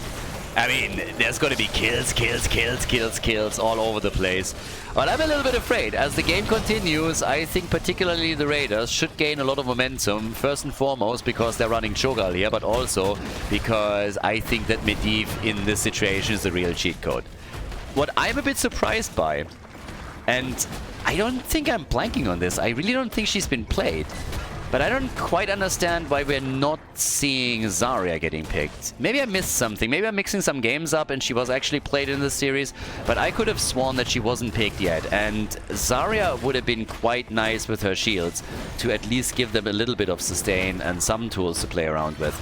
So now Chen gets killed. Yep. Cho'Gall with a win up at the top. Chen goes down and that is 2 kills to 0. Yep. 2 kills to 0 already, and that's exactly what I'm afraid of. And I think this is going to get way worse once that we are having late game Cho'Gall in, because it's going to give him additional sustain, and on top of that, against Svamgrotta, he's an amazing Medivh player, and I think he's going to do a great job protecting Cho'Gall in particular, but also the rest of the team. So, yeah. We'll see. We'll see where this is going. Up at the top lane, we now have Shizakid sitting pretty much solo. He has a bit of a leading experience, of course. Illidan is starting to work on the camps. And down at the bottom of the map, Jimmy with his level 1 Exterminator. He is going to have some tools that he can use in these fights. Obviously, maybe even an attack on a boss or a couple of other camps. That could be possible. I like Withering Flames here quite a bit, by the way. If you are just going straight for Cho'Gall and trying to use that there, that could help. It's also, I'm just now realizing this, we have Fat Illidan and Illidan on the same team now. There's a lot of jumping on opponents. They can coordinate their attack right now. Fat Illidan at the top lane, Illidan is sitting in the middle of the map, so once that the two of them are united, what could go wrong? I mean, what could possibly go wrong? So, yeah. We got still the objective coming up in 20 seconds. Cho'Gall right now with level 4, we get the Rising Dread, and we also have the Seared Flesh here. Raven familiar with Medivh, also trying to get his stacks together. It's going to be tricky for him, by the way. I mean, he doesn't have any heals here, so this is going to be a lot more challenging than it already is in normal times. Bit of a helping hand there by Renella, not that he did a whole lot, moved him by a centimeter or two. And yeah, shots are being fired, so that top fort is likely going to fall, considering that they already did some early damage. We get some stacks also for Zeratul. And they're going down at the bottom of the map for maybe even Zul. For a moment I thought that Zeratul would make a move here. Zul is also going to get really dangerous because he has so much sustain if he goes for that. But he made an adjustment with Jailers as his level 4 choice. And now at the top we have Stitches already destroyed. They tried to make a play for Cho'Gall, but that's Illidan killed as well. Yep, Tragul's Essence and Jailers. Boys, this is starting to look very difficult for Team Ash. Are the Raiders really pulling a reverse sweep off? Is this actually going to happen? Are we going full reverse sweep in this game? Currently, it is certainly looking like we will. Because that's 4 kills to 0. And they're not getting a whole lot of ground here. The first fort is already destroyed on the red team side. Blue team has suffered some hit point losses in the middle, and now at the bottom of the map, they're also about to lose that tower and that gate whenever somebody is moving in here. But generally, the advantage goes clearly to the Raiders. That early game is solid. They get the hook, but as long as you don't have that gorge, what are you going to do with it? Always assuming he's even going for that. But yeah. A little bit more stacks are now coming in from Illidan as he makes his level 7 choice. Yeah, push over in the middle. The more structures you take down simply by using your heroes and not the objective, the better for you in the long run. I think at some point, if it comes to that, we might see a team throw a bit of a Hail Mary on the boss, and currently it looks like it could be Team Ash. Again, level 10 abilities are going to change the dynamic here a whole lot, but dealing with Cho'Gall is not going to be a walk in the park. So, 15 stacks still for Medivh. Obviously, he's going to play it very, very safe if he tries to complete this quest at all. But now at the bottom of the map, they have some Siege Giants that they can escort in and try to do some damage with. So already starting to move in here with level 10, which they just locked in. That gives us the Twisting Nether and, of course, the Hammer. Hammer of Twilight, yep, coming in for the fight. Zeratul is dead. Portal back down to the bottom of the map. Leyline is out. There's a chance maybe to go for Chen again. And Chen is gone. And Cho'Gall survives. Illidan, on the other hand, he just said, okay, I got enough of those structures. And he just started to take some of the... take the fort in the middle of the map down. That is one of the good things if you have him, but down here they're losing everything. So Lunara went in deep. She had leap, of course, without level 10. Nothing that they can do, but at least Illidan is able to take Lunara down. So Bambi is dead, and that is the first kill. The actual first kill for Team Ash. As they are about to lose the fort at the bottom. Maybe we're not going to get that far. Hunt in. They're trying to go for Svamgrotta, and he barely escapes. He has 25 stacks by now. There comes Chen, a bit late to the party, but he just saw Illidan flying around Superman style, and he's like, I can do that too. So, yeah, he rolled around on the ground a little bit. But this particular temple is still up. Yeah, he gets the value out of his level 4. Chen again, there's Gorge. That has to be a kill. Where's Medivh? They need to be careful with Medivh right now. The shield is there. Illidan! Oh, they kill him! They kill Medivh! Medivh is gone, the stacks are gone. Illidan gets also killed, but at least they were able to deny the stacks to Medivh, and he's not able to complete this. I don't think he will be able to pull it off in this game, not without a healer. Now there's the helping hand, but still, Reyna gets killed. That's more than a level lead now for the Raiders, and they're trying for the bottom of the map again, but just look at Chen! No hit points, and he gets killed. Barrels to his death. So, yeah, 10 kills to 2, and the Raiders seem to be in full control here. They're taking out the fort at the bottom of the map without even using the objective, and now that they're coming in, yeah, I mean, again, there's always a chance that they can somehow turn this around if they're getting a few kills in on Cho'Gall and if Illidan scales properly into the late game. But the situation is not going to get any easier for them. They're losing too many structures. 2 forts have already been destroyed. The third one is now getting murdered, as you can see here. So that's the entire outer ring of defense already gone, and that just doesn't bode well for the mid and or the late game. So, yeah, it's going to be tough. It's gonna be really, really tough here. Illidan maybe is just going to make a play for structures and tries to push these lanes out. He's really good at that. That's something that Rich has proven in the days of HGC. If you let Illidan alone on lanes, he is going to destroy everything in his path. But it's just not gonna be enough to try and out-rotate them. Eventually you have to face the music, and Zul alone is already making this super hard. Now that Medivh is coming over and the rest of the team is saying hello, Illidan has to back off. They have level 13 talents at least, so that gives them now also the Nimble Defender. Illidan is jumping down, but already Reyna is dead. Reyna is dead, they get Bambi, and the quest is completed. It's a little bit more single target damage. Swamp gets barreled away. They want Cho'Gall, they really want him here, but they just can't get him. He is too tanky, too many hit points, and yeah, it's nearly impossible, honestly, to take him down here. Shizakid gets hit again, and that's the Panda gone once more.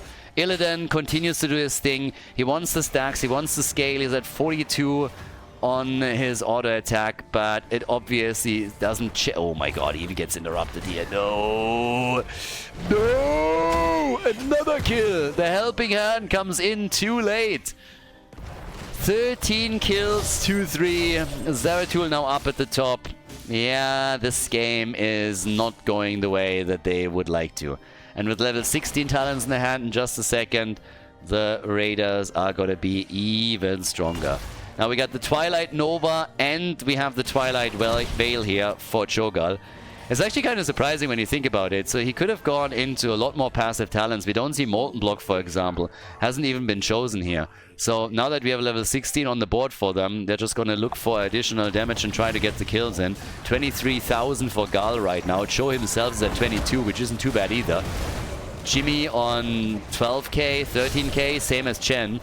But he is staring way too much. Again, 13 kills to 3. They're trying to get some kills together, and despite all of the damage output that they have, it's just not enough as it seems. Illidan is now up at the top. He still has his ult ready, so he could come hunt in at the bottom of the map or just get them some shots fired by claiming the top temple. So, few options for him, of course. But yeah, I'm not quite sure how exactly they're going to deal with the situation right now, because they need to win somewhere. I just don't know where. They tried Gorge already a few times and it just wasn't enough. Going for Cho'Gall doesn't seem to do the trick for them. Illidan has control over the top lane now, so that's one fort destroyed. I mean, good for them. But this bottom keep is already suffering. I assume that once that level 16 talents are available, they're going to try to look for some fights again. And they're going to get it soon. But yeah, if they are not getting some kills in the near future, then I just don't see a path back into this game. Which is insane, by the way, that the Raiders are able to put a potential reverse sweep off like this. we've been blessed with finals in these qualifiers. This is very reminiscent of what we've seen last week, in last week's qualifier. Yeah, hooks him up. Okay, the portal is still there and Jimmy's dead again. Jimmy just cannot escape this. With those portal plays adding more mobility to Cho'Gall, he just doesn't stand a chance in these situations. Trying to go for a kill on Nano, Zeratul just zipping around here. If anything, I'm honestly shocked that Illidan didn't use the opportunity to just simply hunt on Bambi. And, well, he's hunting in right now. Not on Lunara. But Bishops is still trying to get a kill. Yeah, they're a little bit low here. There's the barrel. They try for Sven. Zul is in the corner. Zeratul gets killed by Medivh. And yeah, this game is just falling apart for them. Now they lose Illidan as well. Stitches is getting attacked. The ley line on the left side is trapping Chen. He's likely not going to make it out either. He doesn't have his ult to keck away. So they're losing the entire team essentially. And they're now way too far behind. 17 kills, 2-3. Bottom keep already destroyed. We're 12 minutes into the game. The boss is up and they can now go for him right here, right now. And then maybe go for the core. Damn, son. Like, some play, I think there were a couple of chances to get more kills in a hunt. Again, on Lunara, might have done the trick as Zeratul was aiming to go for her. But now it is just blatantly obvious that this Cho'Gall combo is way too much for Team Ash to handle. And honestly, I feel a little bit sorry for Team Ash because they played such a fantastic tournament. They kicked out the Saboteurs and then they were ahead with 2 kills to 0. But I just don't see a way for them to recover the situation that they find themselves in now. Boss is pinning down Team Ash to the bottom of the map. Blue team is trying for level 20, of course. They're doing what they can here to try and bring this back somehow. I just don't see how they can do it unless they find some way to kill Cho'Gall. And so far, there was just nothing they did had any real effect on him. Not with Svamgrota just hanging in the air, providing portals and shields. That's the big issue. I am shocked again that they didn't ban out at least Medivh. I thought Medivh would get banned out immediately. You have Svamgrota against you. They know his hero pool.